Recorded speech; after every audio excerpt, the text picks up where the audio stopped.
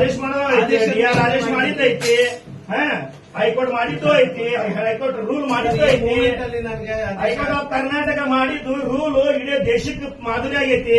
ನೋಡ್ರಿ ರೂಲ್ ಆಗಿ ತೋರಿಸ್ರಿ, ಇನ್ಸ್ಪೆಕ್ಟರ್ ಕೇಳಿ ಗೊತ್ತಾಗೈತಿ ಅವ್ರಿಗೆ, ಹೋದ್ರಿ ಸರ್ ಅದನ್ನ.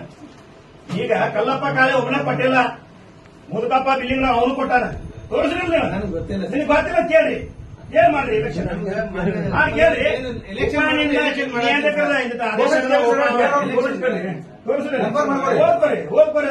ಓದ್ಕೊರಿ ಮುದುಕಪ್ಪ ಬಿಲ್ಲಿಂಗ್ ಆದೇಶ ತೋರಿಸ್ರಿ. ಅವ್ನ ಮೇಲೆ ಹಾಕಿರಿ, ಕಲ್ಲಪ್ಪ ಒಬ್ಬನೇ ಕೊಟ್ಟಾನ, ನಿಮ್ಗೆ ಕಲ್ಲಪ್ಪ ಒಬ್ಬನೇ ಕೊಟ್ಟಾನ. ಇದ್ರಿಲ್ಲ ರೀ ನೀವೇ ಹೇಳ್ರಿ, ನೀವ್ ಇದ್ರಿಲ್ಲ ಇದ್ರಿಲ್ಲ ಮುಗಪ್ಪ ಬಿಲ್ಲಿಂಗ್ ಕೊಟ್ಟ ಅಂತ ಗೊತ್ತಿಲ್ಲ, ಮತ್ತೆ ಕಾರಣ ಕರ್ಕೊಂಡ್ಬಂದವ್ ನಾನೇ ಮತ್ ಸುಳ್ಳು ಹಾಕೋಬೇಡಿ. ಇವತ್ತ ಚುನಾವಣೆ ಮುಗಿತೈತಿ, ಮತ್ ನಾಳೆ ಮತ್ ನೀವು ಮನೆಗೆ ಬರ್ತಾನೆ ಸುಳ್ಳು ಹಾಕೋಬೇಡಿ. ಕಾನೂನು ಪ್ರಕಾರ ಮಾಡಿ. ನನಗೆ ಮುದುಕಪ್ಪ ಬಿಲ್ಲಿಂಗ್ ಅವ್ರದ್ದು ಅವಂದೇ ಆದೇಶ ಆಗಿಲ್ಲ, ಅಲ್ಲ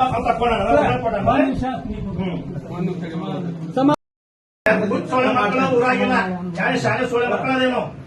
ಹಾ ಸರ್ ನೋಡ್ರಿ ಬಂದಿರಿ ಸರ್, ಏನ್ ಸರ್ ಲೀಗಲ್ಲೇ ಮಾತಾಡಕತ್ತೀವಿ.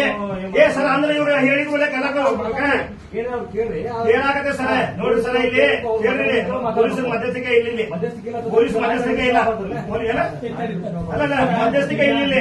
ನಮ್ಗೆ ಅನ್ಯಾಯ ಆಗೈತಿ, ನಾವು ಅದನ್ನ ಕೇಳಾಕತ್ತೇವೆ ಸರ್.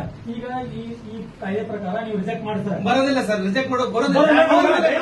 ನಾವು ನಡೆಸ್ಕೊಡೋಲ್ಲ, ನೀವು ಮಾಡಕ್ಕಾಗಲ್ಲ, ನಾವು ನಡೆಸ್ಕೊಡೇ ಬೇಡ, ನಮ್ಗೆ ಕೊಡ್ಸೋದು ಬೇಡ. ಚುನಾವಣೆ ಮುಂದೋಡಿ ಏನಿಲ್ಲ, ನಮಗ್ ಕ್ಲಾರಿಫೈ ಬೇಕು, ನಮಗ್ ಕ್ಲಾರಿಫೈ ಬೇಕು. ನಿಮ್ ಕಡೆಯಿಂದ ಕೇಳಿದ್ರೆ ನಿಮ್ ಕಡೆ ಏನು ಕ್ಲಾರಿಫೈ ಇಲ್ಲ ಅಂದ್ರೆ ನಮಗೆ ಬೇಕಿದ್ದು ಜೆರಾಕ್ಸ್ ತೋರ್ಪಡ. ಈಗ ಕಲ್ಲಪ್ಪ ಕಾಳೆ ಮತ್ತು ಮುಗಪ್ಪ ಬಿಲ್ಲಿಂಗ್ನವ್ರು ಇಬ್ರು ಕೂಡ ಅಬ್ಜೆಕ್ಷನ್ ಕೊಟ್ಟೇನು. ಮುಗಪ್ಪ ಬಿಲ್ಲಿಂಗ್ನವ್ರದ್ದು ಯಾಕೆ ಆದೇಶಗಳು ಇದ್ರಾಗ ಹಾಕಿಲ್ಲ ನಿಮ್ಗೆ ಗೊತ್ತಿಲ್ಲ ಅಂದ್ರೆ